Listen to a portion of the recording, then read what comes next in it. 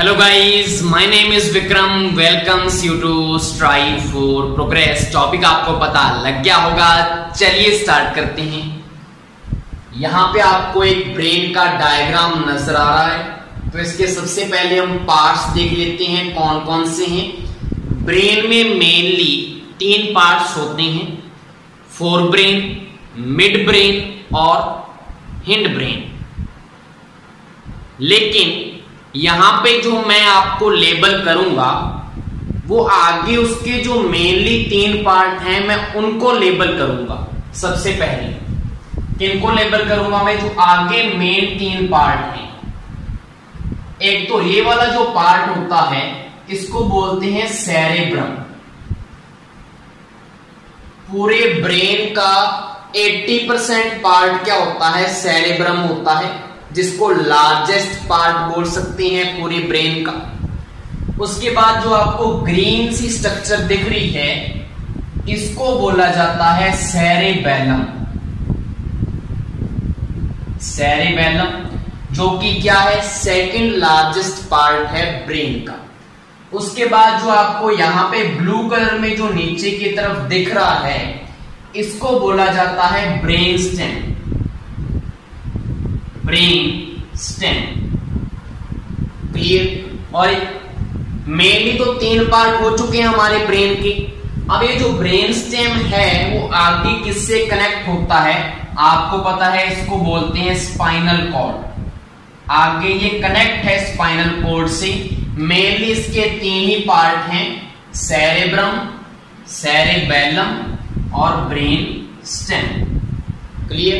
अब हम सभी पार्ट्स को लेबल कर रहे हैं। यहां पे जो ऊपर है जो क्या करता है, जो ब्रेन है ना ये 2 पार्ट्स में डिवाइड है जिनको हम हेमिस्फीयर बोलते हैं, लेफ्ट हेमिस्फीयर और राइट हेमिस्फीयर। उन दोनों के बीच में एक फाइबर होता है जो दोनों को क्या करता है, कनेक्ट करता है, और इसका नाम क्या है, कॉर्पस कैलोसम। कॉर्पस कैलोसम ये क्या है, फाइबर है जो दोनों हेमिस्फीयर को कनेक्ट करता है। जो भी कम्युनिकेशन होगा दोनों हेमिस्फीयर के बीच में उसको कौन ट्रांसफर करेगा, कॉर्पस कैलोसम। क्लियर। इसके जस्ट नीचे होता है थैलेमस। थैलेमस हो गया। थैलेमस के जस्ट नीचे होता है हाइपोथैलेमस। हाइपोथैलेमस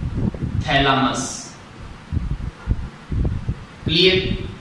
अब यहां पे जो हाइपोथैलेमस है उसका जो लास्ट वाला एंड है वो कनेक्ट होता है पिट्यूटरी ग्लैंड से। Pituitary gland clear. तो यहां पे पिट्यूटरी ग्लैंड आ चुका है, hypothalamus, thalamus, corpus callosum. Next इसके बाद यहां पे ये वाली जो स्ट्रक्चर है इसको बोलते हैं पोन्स। क्लियर। और पोन्स के जस्ट नीचे होता है medulla oblongata. Medulla oblongata, medulla oblongata होता है पोन्स के जस्ट नीचे। तो ये सारे के सारे पार्ट्स हो चुके हैं। अब हम बात करते हैं कि फोर ब्रेन में फिर कौन कौन से पार्ट आते हैं। अगर मैं बात करूं, जो मैंने ये सारा का सारा ब्लैक डायग्राम दिखाया है, एक तो ये फोर ब्रेन में आएगा।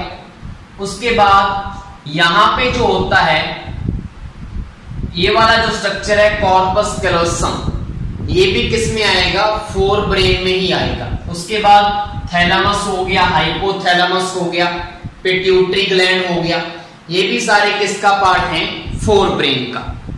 अब फोर ब्रेन के जस्ट नीचे यहां पे क्या होता है, यहां वाले इस वाले पोर्शन में होता है मिड ब्रेन। इतने इतने पार्ट में क्या होता है उसको हम बोल लेंगे मिड ब्रेन। और बाकी जो ये बच गया, ये वाला जो पार्ट है हमारा ब्रेनस्टेम वाला पार्ट जो है वो और जो सेरेबेलम है, इन दोनों को कंबाइन रूप से क्या बोलते हैं? हिंड ब्रेन बोलते हैं। किस किस को? सेरेबेलम को, और ये जो ब्रेनस्टेम वाला ये वाला पार्ट है। क्लियर? वैसे तो ब्रेनस्टेम किसको बोला था हमने? सिर्फ ब्लू वाली स्ट्रक्चर को। सेरेबेलम अलग होता है, ब्रेनस्टेम अलग है, सेरेबेलम अलग है, लेकिन दोनों को कंबाइन रूप से क्या बोल देती हैं? हिंड ब्रेन बोलती हैं, जिसमें हमारे पोन्स भी आ चुके हैं, मेडुला ऑब्लांगेटा भी आ चुका है। ये सारा किसका पार्ट है? हिंड ब्रेन का। मिड ब्रेन बीच वाला, और ऊपर वाला क्या हो गया? फोर ब्रेन हो गया। तो यहाँ पे आपको सारे के सारे पार्ट्स आपको पता लग चुके हैं, ब्रेन में कौन कौन से पार्ट हैं, कैसे कैसे इसको डिवाइड करते हैं। कई सीधा डिवाइड करेंगे फोर ब्रेन, मिड ब्रेन और हिंड ब्रेन के नाम से, और कई बार हम मेनली 3 पार्ट उठा लेते हैं। कौन कौन से? सेरेब्रम, सेरेबेलम और ब्रेनस्टेम। ठीक है, तो कैसे आप इसको डिवाइड कर सकते हैं? मेन चीज क्या है? हमें फंक्शन पता होना चाहिए, किस चीज का क्या फंक्शन है। तो सबसे पहले हम बात करेंगे सेरेब्रम की। अब सेरेब्रम जो है वो लार्जेस्ट पार्ट तो है ब्रेन का, साथ के साथ ये जो लार्ज फंक्शंस हैं उसको क्या करता है? कंप्लीट करता है। वो कौन कौन से फंक्शन हैं? जो हमारे वॉल्यूंटरी एक्शंस होते हैं, जिसमें हम क्या कर सकते हैं? जैसे हमारी जो मेमोरी है, हमारा जो लिसनिंग है, हमारा जो विजन है, जो हमारा हियरिंग है, जो हमारा राइटिंग है, जो हमारे फाइन मूवमेंट कंट्रोल हैं, हमारे जो फाइन मसल्स कंट्रोल, पेन को हाथ में पकड़ना, ऐसे जो कंट्रोल्स हैं, और साथ के साथ जो हमारे इमोशंस हैं, ठीक है, हमारे जो इमोशंस हैं सारे के सारे, ये सारी चीज कंट्रोल कौन करता है? हमारा सेरेब्रम। क्लियर हो गया? दोबारा बता देता हूं कौन कौन सी चीजें हैं। एक तो हमारा हियरिंग हो गया, इसके बाद हमारा विजन हो गया, हमारा स्मेलिंग हो गया, उसके बाद हमारा जो है इमोशंस हमारे हो चुके हैं, राइटिंग हो गया, हमारा लर्निंग हो गया, रीजनिंग हो गया। कोई भी अगर प्रॉब्लम सॉल्व करनी है तो वो भी कौन करेगा? हमारा सेरेब्रम पार्ट करेगा। और उसके बाद जो है मैंने क्या बोला था? इमोशंस हो गए, तो ये सारी चीज कौन करेगा? सेरेब्रम करेगा। उसके बाद कॉर्पस कैलोसम का मैंने फंक्शन आपको बता दिया, दोनों हेमिस्फीयर को कनेक्ट करेगा, जो भी कम्युनिकेशन होगा उसको ट्रांसफर कौन करेगा? दोनों हेमिस्फीयर में कॉर्पस कैलोसम। उसके बाद जो थैलेमस है, थैलेमस हमारा क्या करता है? हमारी मेमोरी जो है वो थैलेमस की वजह से होती है। हम कॉन्शियस, हमारा जो माइंड होता है, हम अपनी कॉन्शियस पोजीशन में जब रहते हैं, हमारा माइंड कॉन्शियस होता है, हमें पता होता है कि हम कहाँ पे हैं, हम कौन हैं। तो ये किसकी वजह से है? सारा थैलेमस की वजह से है। अगर यहाँ पे थैलेमस किसी का डिस्ट्रॉय हो जाए तो वो आदमी चला जाता है कोमा में। और कोमा वाला पर्सन आपने देखा होगा मूवी वगैरह में कैसे करता है, मैं कौन हूं, मैं कहाँ हूं, कौन सा ईयर चल रहा है, क्या डेट है, मुझे कुछ नहीं पता, मैंने किसी को देखा नहीं, अपने सगी संबंधी को जानता ही नहीं होता, क्योंकि उसका थैलेमस वाला पार्ट क्या हो जाता है? डिस्ट्रॉय हो जाता है। तो थैलेमस का ये है फंक्शन। थैलेमस के जस्ट नीचे जो है हाइपोथैलेमस। हाइपोथैलेमस क्या करेगा? जो पिट्यूटरी ग्लैंड है इसके साथ इसका कनेक्शन होता है। ये पिट्यूटरी ग्लैंड को क्या बोलता है? इंस्ट्रक्शन देता है हार्मोन सिक्रेट करने के लिए। और पिट्यूटरी ग्लैंड आगे क्या करती है? एंडोक्राइन ग्लैंड के ऊपर क्या करती है? मॉनिटर करती है सभी को। तो पिट्यूटरी ग्लैंड पता लग गया, सभी एंडोक्राइन ग्लैंड्स को क्या करेगी? मॉनिटर। और पिट्यूटरी ग्लैंड को इंस्ट्रक्शन कौन दे रहा है? हाइपोथैलेमस। क्लियर? तो हाइपोथैलेमस हो गया, सेरेब्रम पता लग गया, कॉर्पस कैलोसम हो गया, थैलेमस हो गया, उसके बाद आपका पिट्यूटरी ग्लैंड भी हो गया। क्लियर हो गया? अब ब्रेन स्टेम तो इसका पार्ट है ना। हम बात करेंगे पोन्स की। अब पोन्स क्या करती है? पोन्स का काम क्या है? जो हम सोते हैं, स्लीपिंग हमारी, ड्रीमिंग, हमें जैसे जैसे ड्रीम आते हैं वो सारा किसके कंट्रोल में रहता है? पोन्स के कंट्रोल में रहेगा।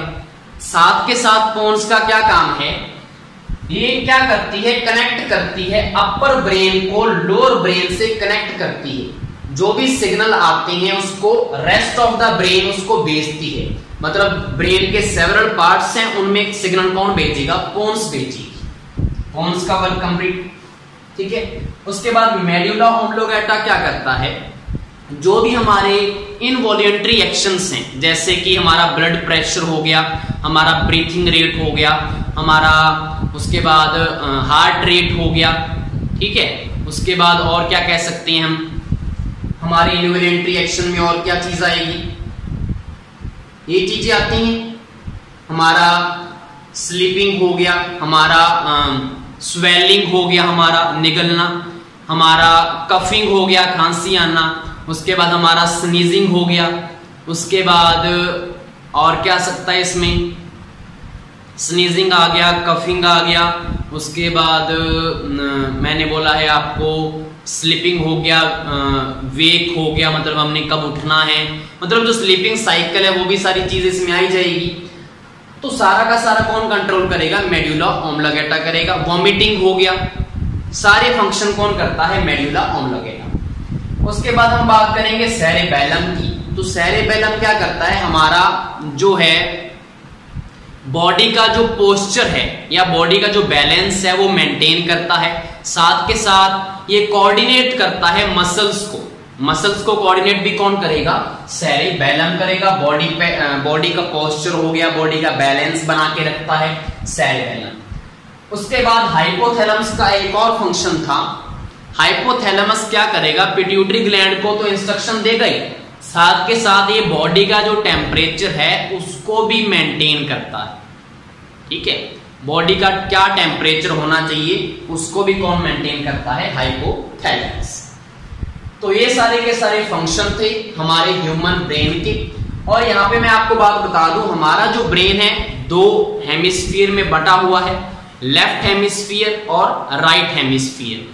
ये दोनों जो ब्रेन हैं, हेमिस्फीयर हैं, ये बॉडी के अपोजिट पार्ट को कंट्रोल करते हैं। सच में ऐसा ही है, जो हमारा लेफ्ट वाला ब्रेन है ना, वो हमारे राइट वाला जो बॉडी वाला पोर्शन है इसको कंट्रोल करेगा, मतलब ये वाली चीज इधर से कंट्रोल होगी।